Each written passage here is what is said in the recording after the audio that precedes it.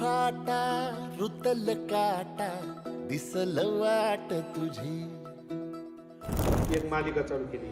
मुलींच्या शिक्षणावर प्रकाश टाकणारी किंवा पहिली महिला शिक्षिका आणि मुलींच्या शिक्षणाच्या बद्दल समाजामध्ये जागृती निर्माण करून खूप मोठा लढा सावित्रीबाईंनी दिलेला आहे. आणि मुलींमध्ये शिक्षणाची जी काही गोडी आहे ती गोडी पुढे अविरत चालू राहावी यासाठी नेहमीच जगदंब प्रतिष्ठान त्याचप्रमाणे डॉक्टर अमोलजी कोल्हे साहेब हे नेहमीच प्रयत्न करत असतात.